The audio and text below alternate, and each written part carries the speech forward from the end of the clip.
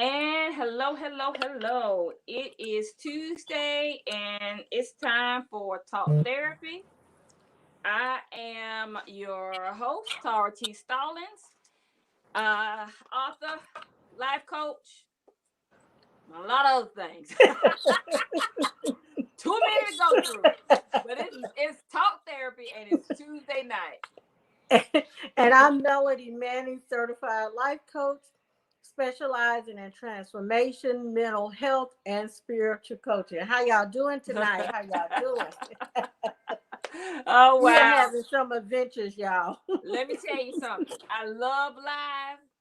I love going live, but the thing about going live, you It's can't just edit. that it's It's live. live. You cannot edit anything. What goes wrong will go wrong. So tonight, you guys, we don't have our intro music, but it's okay. Let me go through um the housekeeping right quick. Tonight's topic is strong woman. You are enough. So make sure you go ahead and like the pages because we're on a lot of platforms. Share and invite someone to a watch party.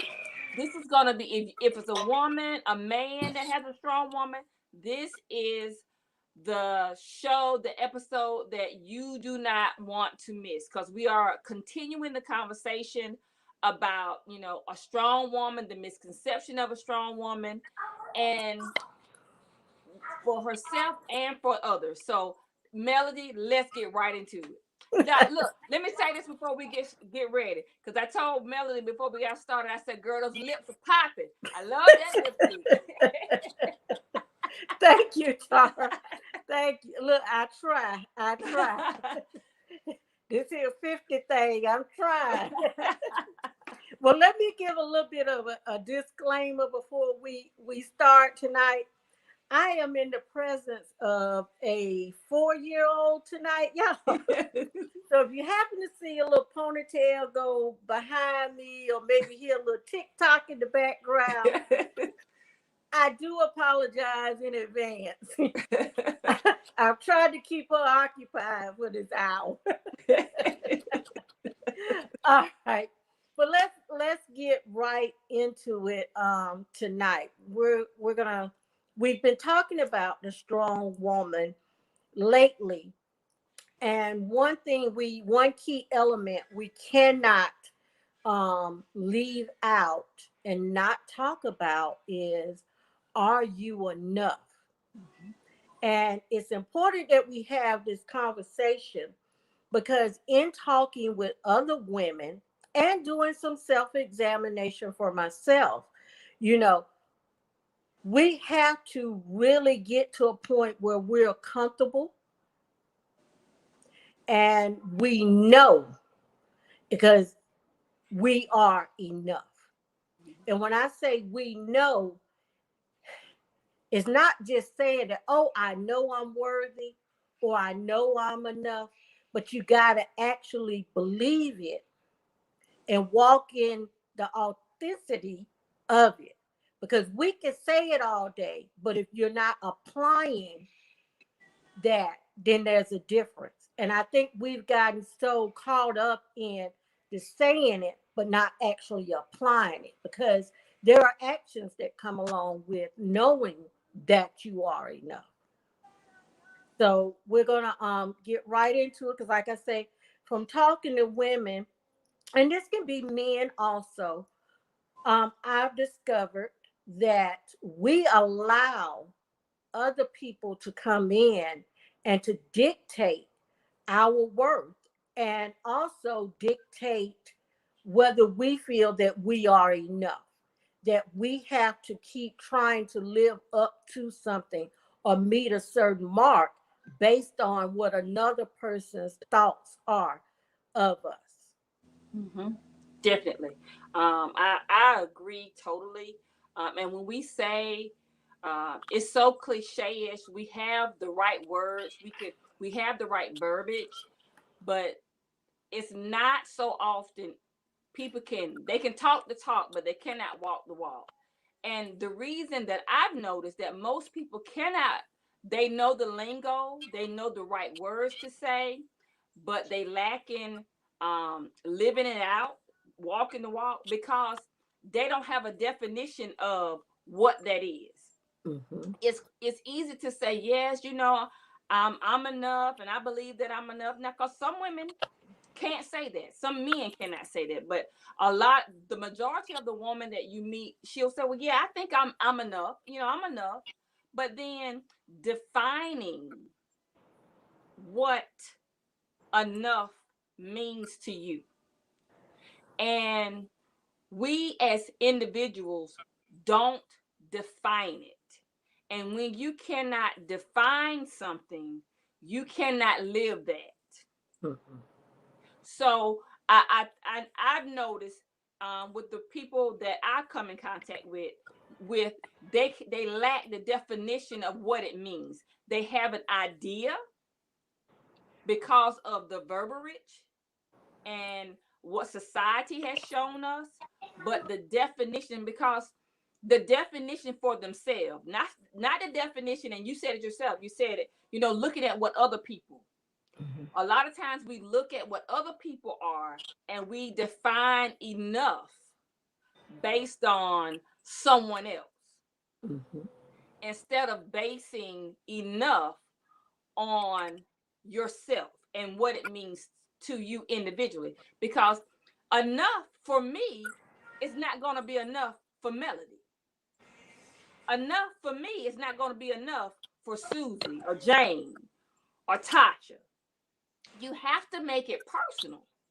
And society, culture, women have judged each other based on things, stuff, outer appearance, perception, and they created a definition of enough a lot of times from women who don't even think that they are enough. Mm-hmm.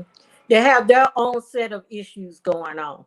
Yes. Or either we or I'm gonna say this about women, or either, you know, we are allowing a man to make us feel like or think that we are enough, and not realizing that they got their own demons and stuff that they're dealing with, but we're allowing them to determine what our worth is. Mm-hmm. Yes, men, and I'm gonna venture out to say our careers, because a lot Mm-hmm. of times, it's not always a person. Sometimes it's your financial situation. A lot of women, men, individuals believe because I have a certain um, financial status that I'm enough. You know, Mm. and and a lot of times it only means that you're financially stable for enough for yourself. It doesn't mean that you maybe your level of enough is balanced out in another area. Mm-hmm. So we have to go, and it kind of goes back to just defining what enough is. You know, defining what it is, especially in relationships, as it relates to women. I think we compare ourselves more so and define ourselves more so based on the average other woman, Mm-hmm. more so than the man, because you said it, they have their own set of issues, and we have presumptions. Now we got some men that play a lot of mind games. Let me just put this disclaimer in. We have a lot of men that have mastered, and women, because I don't want to be discriminatory. You have men and women that have mastered the art of manipulating people. They have mastered it, or they think they have anyway. They think they have anyway. Let A me say lot of that. them think they have. They think they have anyway, and they use manipulative practices to try to control other people, demeaning them, making them feel like it's something wrong with them, and that they're not enough and they are a problem, or their way of thinking is wrong, when in actuality they are hiding their inadequacies. Mm-hmm. And that's kind of narcissistic, but you know, that's a whole nother topic. That's a whole That's a whole nother entire. topic. We could do a whole series on it Yes. because when you dealt with a narcissist, you about need a rehab, some therapy, and all of that from after the fact of dealing with a narcissist because it's a lot to it, and Yes. it's really a mind game. It is. Yes. So that could be a whole nother series. So if you just tuning in, you guys, make sure you like and share and like and tag someone because we're talking about strong woman. You are enough and what that really means and how we allow things and people, misconceptions, perceptions, um, society, culture, beliefs, values, all of those things to define what enough is instead of us defining it ourselves, Melody. And me and you, we were talking about this a little bit earlier when we were talking about the show tonight. And some of it is we have not healed the little girl in us. Mm-hmm. And you made a point about that, and it may not have been some traumas or some things that may have happened when we were little girls. It could have happened later in life. So there are some things that we need to start doing inner work on. When we look in the mirror, we need to do the inner work on ourselves to heal ourselves Mm-hmm. so that we can really walk in knowing that I am enough. Because you can't slap a band-aid on stuff. That'll just fix it temporarily. But sometimes you've got to, especially during this pandemic, where we have an opportunity to sit with ourselves more. Mm-hmm. We need to start doing some healthy self evaluation of ourselves and asking ourselves those hard questions. And it's sometimes when we are so quick to point the finger at somebody else, we have to ask ourselves, why did I allow that to happen? Or, what was it about me that I felt that was acceptable for me? Mm-hmm. Yep. Or either why do I think I need to be more based on what they're saying? Yes, definitely. We have to do the work so that we can heal ourselves. And I think it's time that we as women, take that time to heal ourselves. And Mm-hmm. then it'll also answer some other questions because it'll answer why we question, why am I attracted to the same kind of man all the time? Why am I steady dealing with, you know, the same kind of man? What is it? Do I have a sign on my forehead? Or, or something, but to be able to, um, be able to answer those questions and attract what we really want and feel that we deserve, we've got to deal with some things with ourselves. Definitely. It And all that's just not romantic relationships. That can be family relationships and friendships as well. yeah. It all starts with Brian McKnight used to sing this song. It all goes back to one. Yep. it's It does. listen, it all starts with the individual. Now, we're not going to dismiss the behaviors, the personalities, the mishaps, the mindsets of other people. But at the end of the day, Mhm. we're responsible and accountable for ourselves. Yep. And if we never deal with the brokenness, Mhm. we never deal with the brokenness and we mask the brokenness with a tough persona, because that's what a lot of times, the strong woman look is a tough persona of a weak, broken person, of a broken vessel. If we never deal with that brokenness, we always we continue to make the same decisions, choices, and then it all goes back to one, because you're the common denominator. Mhm. And you're the common denominator. I hear you, baby. It's all right. uh, you're the common denominator because we don't deal with the brokenness. We don't deal with the hurt. We don't deal with the shame. We don't deal with the guilt. We push it behind. We push it in the closet, out of sight, out of mind. And I truly believe, and I'm saying it from the African American perspective because I'm African American. What goes on in this house stays in this house. You don't go tell family business. You don't do that. And that, now, that in its perspective is great. But when it's detrimental to your emotions, your psyche, then it becomes a problem. And we've seen it generation upon generation upon generation upon generation of so-called strong women that can verbalize that I'm enough, that are really broken, and they are masking their brokenness with overdoing, Mhm. overcompensating, the persona. They've learned how to manipulate the world around them so that they can look a certain way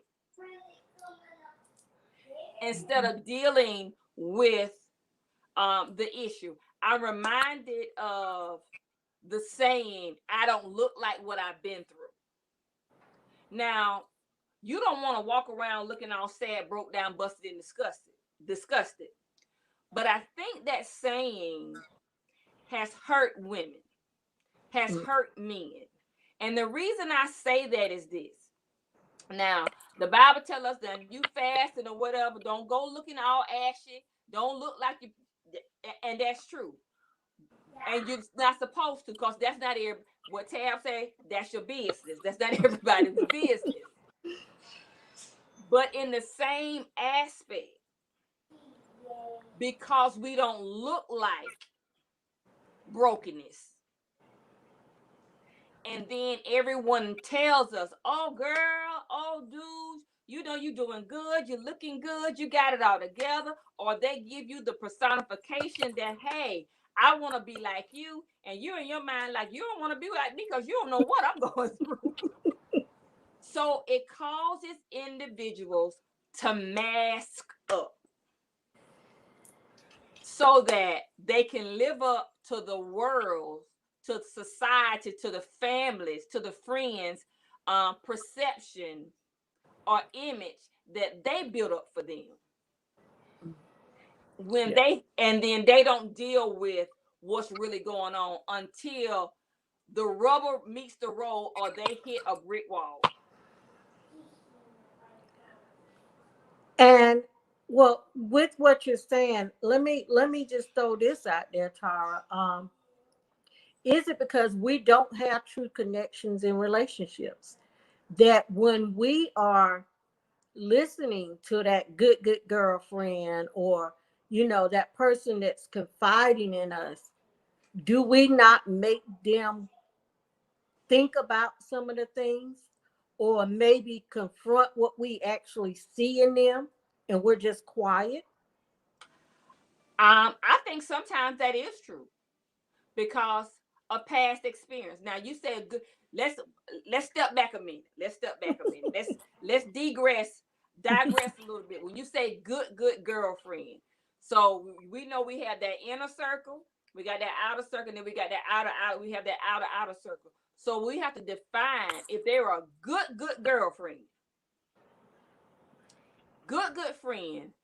You listen, and let me be. You should be. Let me use that word. Should be able to look beyond what they look like and address the issue. Yeah. But that's not always true. But you should be able to look beyond the mask Hmm. and see the hurt. oftentimes in the past, even with good girlfriends, because you can be tight like white on rice, as we used to say. But if the individual is not ready,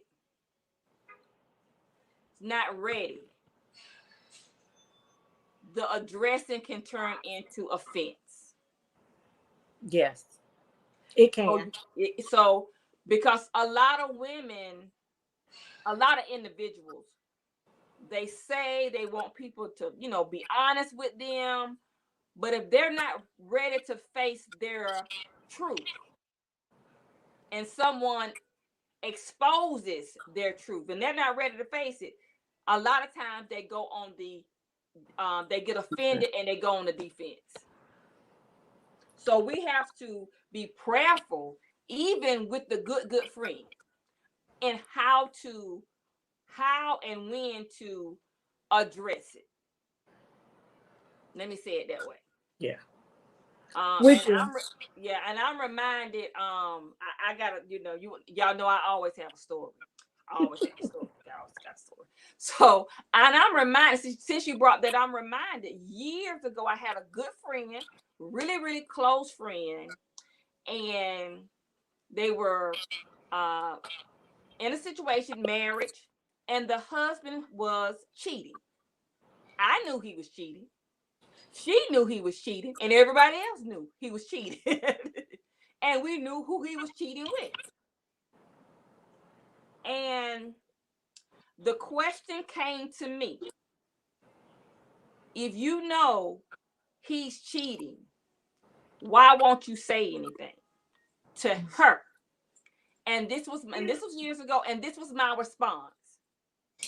I said, I'm not going to say anything to her because, one, she knows he's cheating.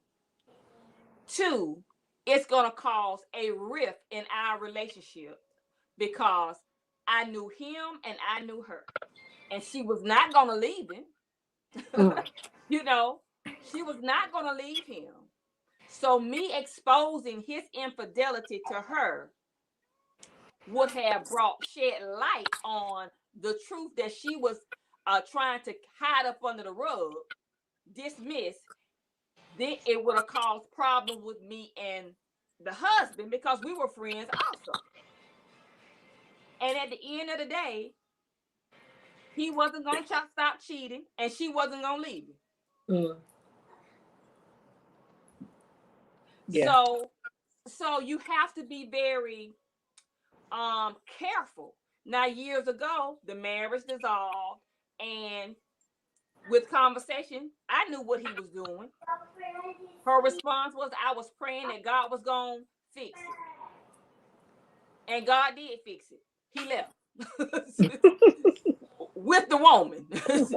He left with the woman he was cheating with for 20 years. That's what ended up happening. So he did fix it. So we, again, to address that, we have to just be careful when we have those friends. And I go back to what I said, we should be able to have that come on girl, let me talk to you conversation. We should be, but everyone is not ready to face their truths, and you have to allow them to get to the point where you can say, come on girl, let me talk. Let us have this conversation. True. Yeah. True. Yeah. I want to say this too. When it comes to, with everything we said, it also boils down to another aspect of it is we have to be mindful of the conversations that we're having with ourselves. Not what we're talking to others about, but the conversations we're having with ourselves. And when I say conversations that we're having with ourselves, our thought patterns. Mm-hmm. What are we thinking? Why are we thinking it? What are we saying to ourselves? Mm-hmm. Are we truly uplifting ourselves with our thoughts? Oh yeah. Are we uplifting ourselves with our thoughts, or are we verbally saying one thing and our thoughts are somewhere else? Wow, that's good, Mel. And how often do we do that? Yeah, we do it a lot. Yeah, because You know, I think, and and I'm going to ask you this question: do you think that is so because we have been trained? And I say this year, we have been trained to lie. yeah, we we have have. been, and when I say we have been trained to lie, because now, and I'm gonna take it back from, I'm gonna take it this angle, because people will say, well, the word of God says, speak those things that be not as though they should be. And you should speak things that you want rather than things Mhm. that you don't want. You should speak your expected end, the end that you expect, that you want, instead of the end you thinking about. But but with me, and I'm asking you, this, saying this, a lot of times our speech and our thoughts are off because what we really believe is in here. Mhm. We've been trained to manipulate the world with our tongue. Mhm. But we have to change our mindset so that when we speak it, we believe it. Because it's not always what you speak, it's what you meditate on, is what you get. And that is so very true. And you can even take it a little bit further, because a lot of times when we're just conditioned, when somebody says, well, hey, how you doing? Oh, I'm okay. But you're not okay. Yes. you know with everything going on. And I think part of it is if you say you're not okay, you don't have to follow it with a long story. Mm-hmm. You don't have to give a long explanation of it. I think we just have to, develop a new norm, of saying, especially with everything that's going on, it's time to let some of these masks down. Mm-hmm. As somebody say, how are you doing? If you're not good, I got to the point where I said, no, today's not a good day. I'm a little off today, but I'm gonna be all right. Mm-hmm. So I'm flipping Say it. that. Say that again, Melody, because our listeners need to hear how you spoke your truth and you spoke what you wanted. I want you to say that again because that was powerful. That was powerful. When someone addresses you and asks, how are you doing, it's okay to say, hey, I'm not good today, or today I'm a little bit off. But then I follow it with, but you know what, it's going to be okay. Or either I'll follow it with, and this is me personally, all is well. Because Mm-hmm. even though I may be feeling this, and at this point it's just that an emotion, Mm-hmm. but I know and I trust that in the end, that all is going to be well. It's already worked out. We have to know how to handle our emotions. Mm-hmm. And we're emotional creatures. God gave us emotions, but some emotions we don't need to get stuck in them. That's the difference. You can acknowledge them, you can process them, but don't get stuck in them. Mm-hmm. Yeah. It's when we get stuck in them that can, become a problem. But we have emotions. It's okay to feel those emotions. Mm-hmm. Like I said, acknowledge it, but don't get stuck in it. Yeah, definitely. I You love know, how you said that. Yes. Oh God, flip it. look, we could You we could know. stay there all night. Just we could really stay. I mean, because let's strong woman. We have learned how to we talk the talk, and I'm gonna take it. The word of God says, don't just be a hearer of the word, but be a doer. And we become speakers of the truth, but we don't believe the truth. Mm. We become speakers of the right thing to say, but we don't believe that that mask has been on. And to be a strong woman, because a strong woman is enough. Mm-hmm. She's balanced. She's balanced. But if you're not balanced, it's okay.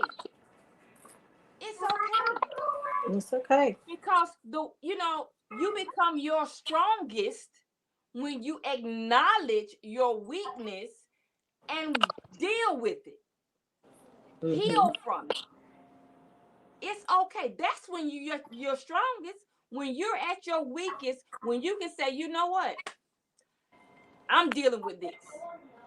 Now to the respected persons, because you don't want to tell everybody that. I'm dealing with this. I can acknowledge it and I'm going to heal from it so my life can be in balance. We've learned to lie so much. We've learned how to live a lie in every aspect of our life because of the persona or the image. Yep. The image. Instead of just being truthful. And then the other aspect, we've learned how to not just lie, but make excuses for the lie. Mm-hmm. We have justified our lies on why we do certain things. And most of us have justified it with the word of God. Made the word of God a lie. We justify the truth with a lie. And ain't that an oxymoron? How you gonna justify the truth with a lie? But that's something else. So we really have to get back to the truth of what it means to be strong. Because look, a strong woman, a strong person, they're enough, but it all depends. It's defined by your enough. It's not defined by somebody else's enough. It's not. It's not defined on if you got a husband, if you have $1 million in the bank, if you drive a certain type of car, you live in a certain type of house, you working at a certain type of job, you have a living in a certain neighborhood, or you hanging with a certain class of people. That means nothing. Nothing. It means nothing. Nothing. It means when I say it means nothing, and I'm going to even say, even in Christendom, in the church, with titles, because and I'm going to have I'm going to say it, we have got stuck on a title. We think because now everybody want to be a prophet and an apostle. You better be careful with that. This is y'all disclaimer. You better be careful. Want to be evangelist, want to be prophet, want to be apostle. Because it's a whole another level of demonic spirits that you're going to have to deal with when you're not that. When you are not that. It's a difference in having that grace and being that. It's a difference in the anointing and an office. And I'm going to leave that there. Whoever that's for. It's a total difference. You don't want to fight that. Because you're going to get your butt beat. But go ahead.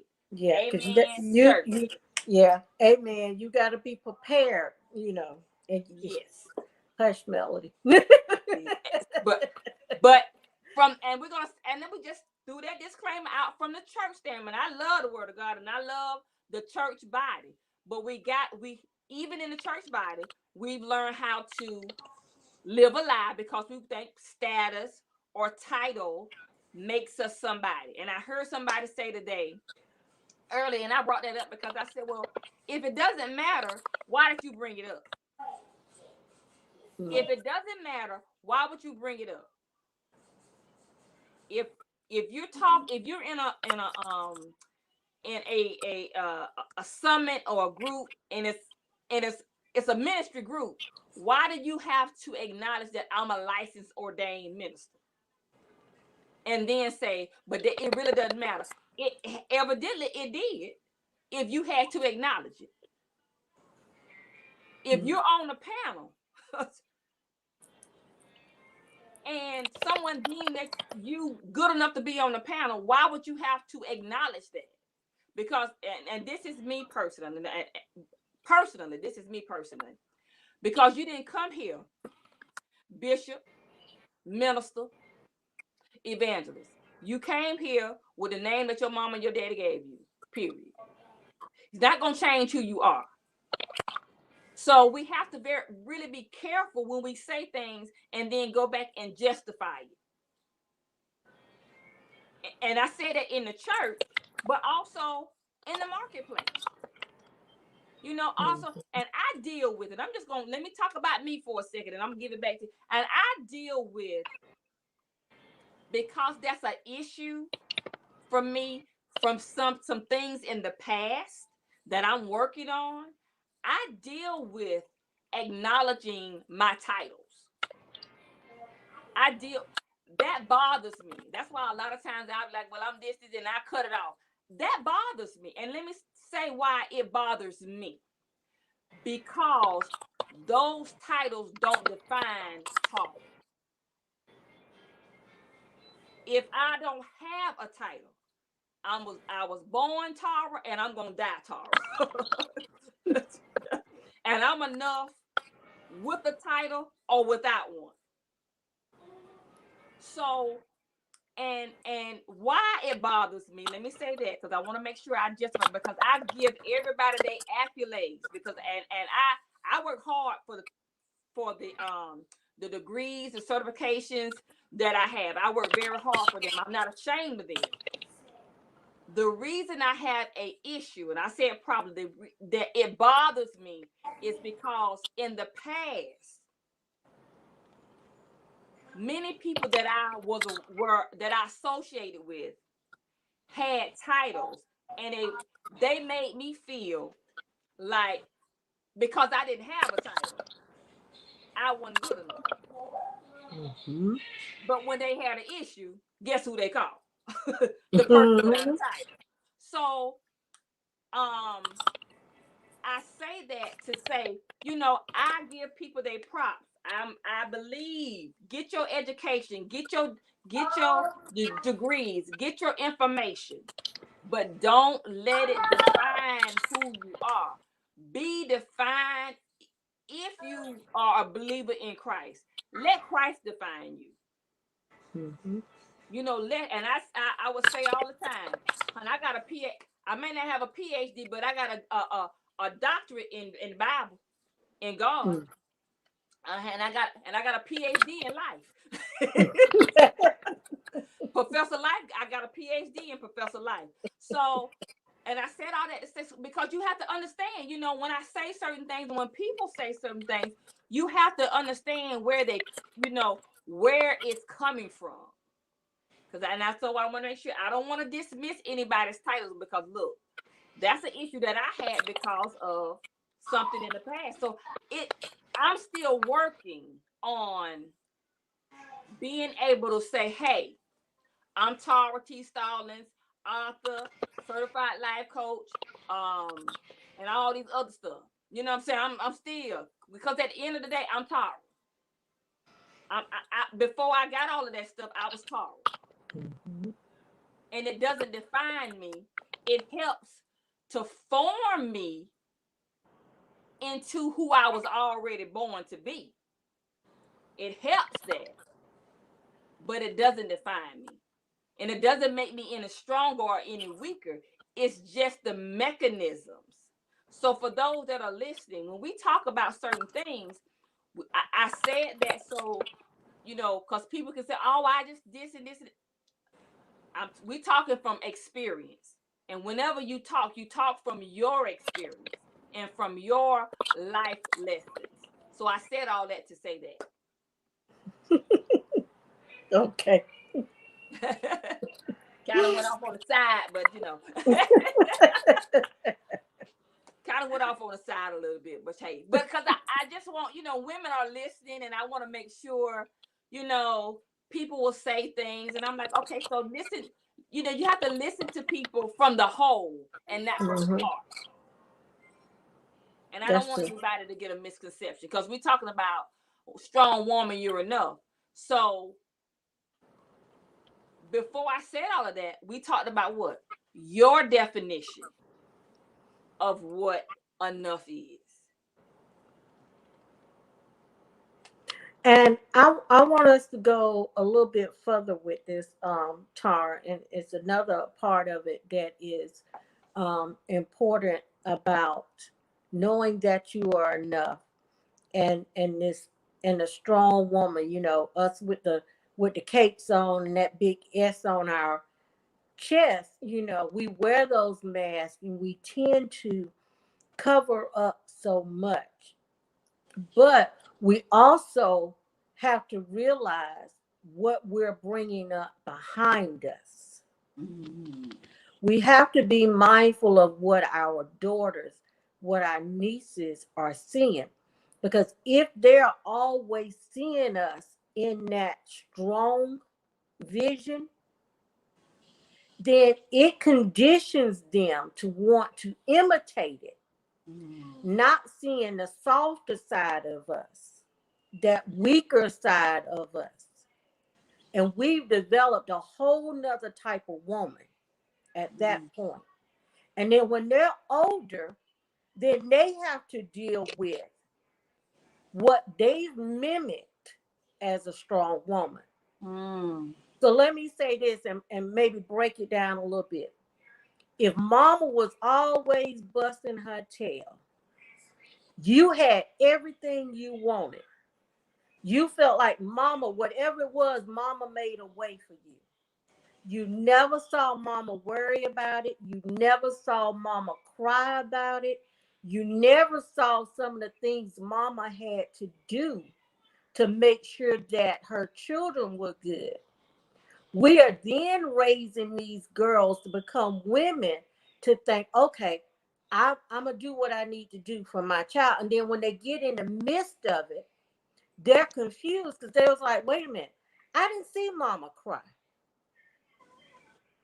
I didn't see the backside of mama may have had to do some things she didn't want to do to make sure we're good.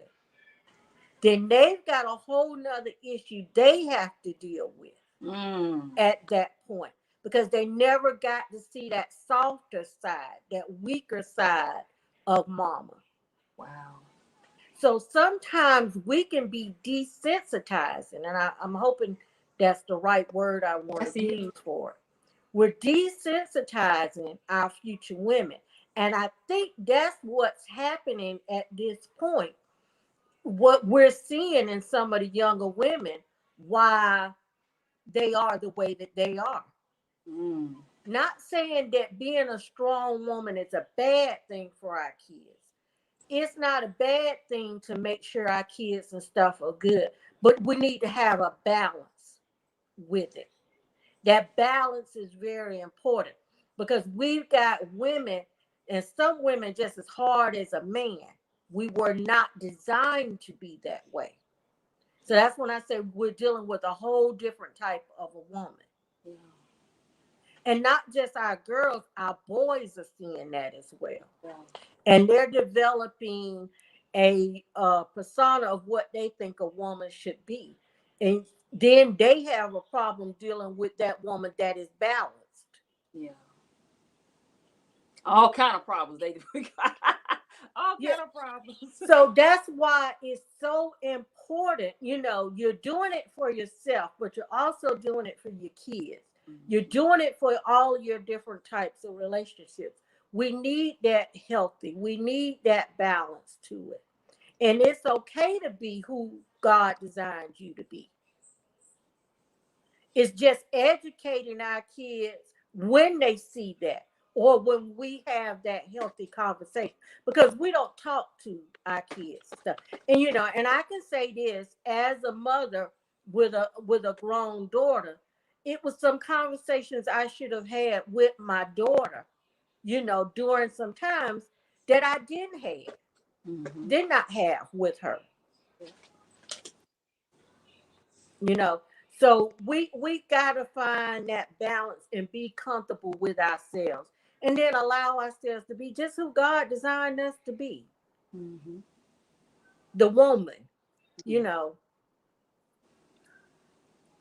and, I, and I I I agree with you. As you were talking, even before, what keeps coming to my remembrance is that Proverb 31 woman.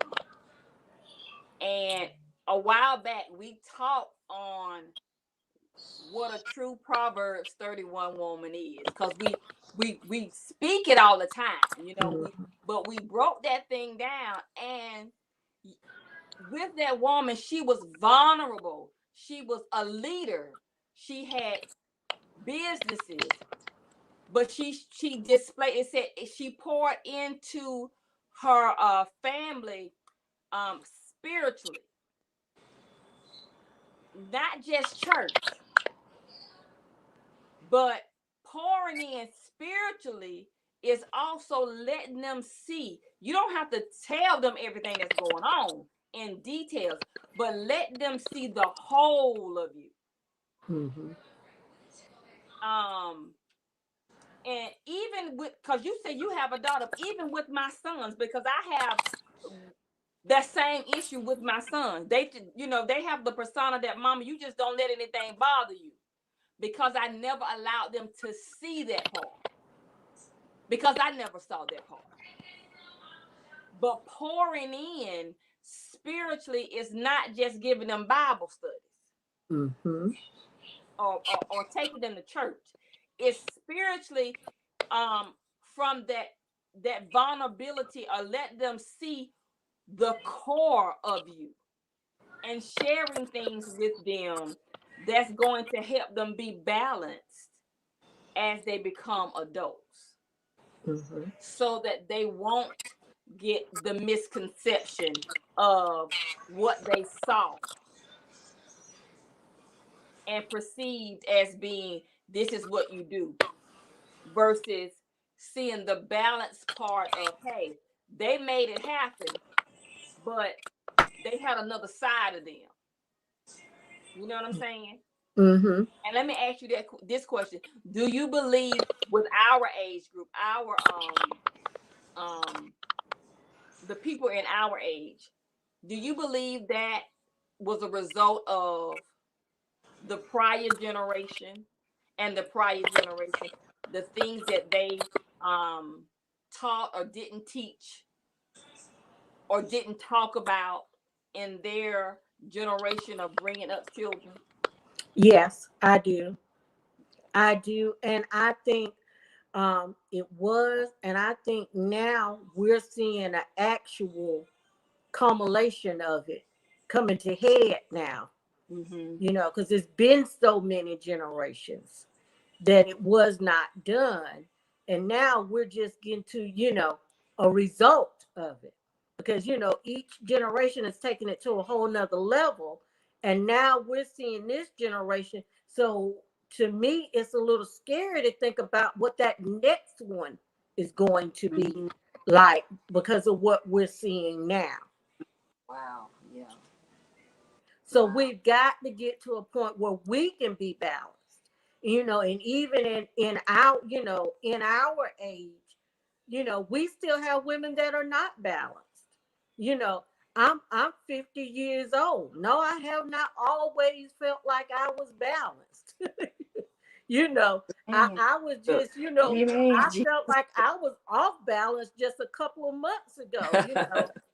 And we had this conversation till I was like, you know, Melody, this is not the way, you know, I have to coach myself sometimes, you know. And we get to that point where people think, oh, they're coaches and they, you know, they do it. But no, I have to coach myself sometimes. Mm. Every coach needs a coach also. But sometimes I have to coach myself, you know, and I always say 15 minutes to cry about it, then I'm up and I'm gone and I'm back to where I need to be. But you Yeah. know, I had to get to a point where I stopped because I was like, it's been too many 15-minute cries, you know. All right, what's going on? Where does Melody fall in this equation? What is it that I need to do? And in that, you know, self-evaluation, it brought up some thoughts from some things that I had been taught, some Mm-hmm. things that I saw, and then some things that I know, you know, my mother saw, whatnot, Mm-hmm. from her mother, you know. So we have to, it's important that we take that time and do the self-evaluation and just to simply know it's the knowing. and displaying it and walking it out that you are enough.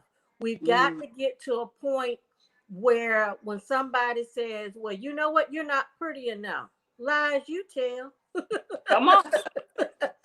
Speak it, honey. That's You right. know, or you're not small enough. You got to be this size to do that. Lies you tell. You know, just because I'm a big girl don't mean I don't have it going on. We've got to have that type of confidence. And I'm gonna tell you, I'm gonna even take this a little bit further.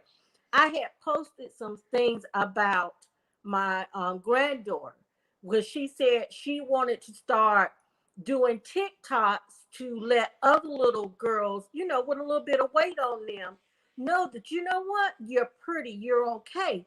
And I was so happy and excited about that because myself, I don't think I've been skinny since I was about 7 years old. You know, but even when I had, because I was bigger than what I am now, but when I had weight and I was an adult woman, I walked around depressed. I didn't have the self-esteem that she has. So when I look at her and I see the self-esteem that she has at 8 years old, I'm like, okay, she got that. She good on that.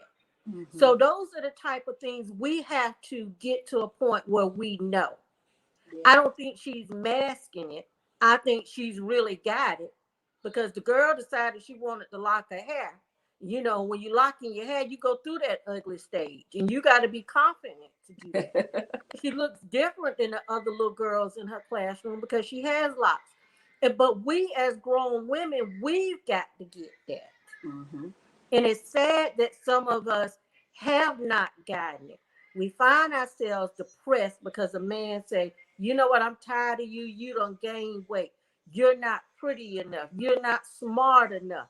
You don't make enough money. But the end result of all of that, you can change the way you look. You can start making more money. You can start making your face up, change your hair up, and guess what? He's still going to find something else to say that you're not enough. So we've got to get to a point where we are enough and we know it and stop accepting things that are not accepting us. Yeah, that's powerful. Yes, yes, yes. Well, listen, this has been, I love this conversation. We have been talking about a strong woman. This is week 3.